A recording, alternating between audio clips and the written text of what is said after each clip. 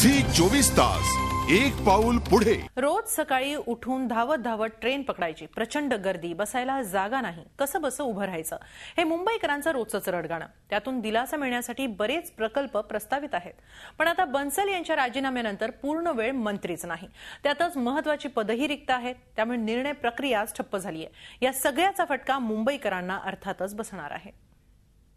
सरकारी कामाचं उत्तम उदाहरण म्हणजे रेल्वे प्रशासनाचा कारभार। एखाद्या प्रकल्पाची मागणी जेव्हा वर्षानुवर्ष केली जाते तेव्हा रेल्वेचा संबंधित विभाग रेल्वे बोर्डाकडे त्या प्रकल्पाचा आराखडा पाठवतो। रेल्वे बोर्ड सुद्धा निर्णय घेण्यासाठी काही वर्ष घालवते आणि प्रत्यक्षात त्या प्रकल्पाचं काम सुरू होण्यासाठी सुद्धा काही वर्षांचा कालावधी जातो।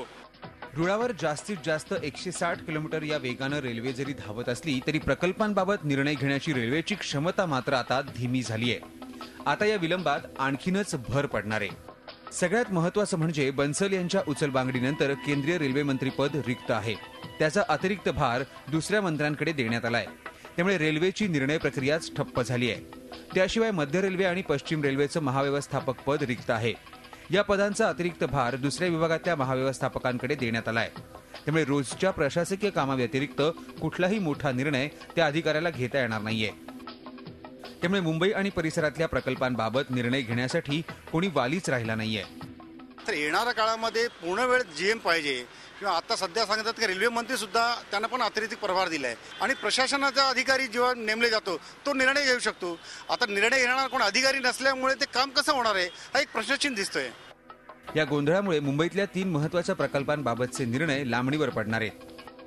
विरार चर्चगेट उन्नत रेल्वे मार्ग प्रकल्पाचा राज्य सरकारबरोबरचा प्राथमिक करार, सीएसटी पनवेल जलद रेल्वे मार्ग प्रकल्प आणि MUTP 3 ला मान्यता मिळवण्यासाठी आणखी बराच कालावधी लागणार आहे। रेल्वे मंत्रालयाचं मुंबईकडे दुर्लक्ष होत असल्याची टीका गेली कित्येक वर्ष होतीये। आता महत्त्वाची पदं रिक्त असल्यानं मुंबईकरांवरचा अन्याय अजून काही काळ तरी सुरूच राहणार आहे। अमित जोशी, झी मीडिया, मुंबई।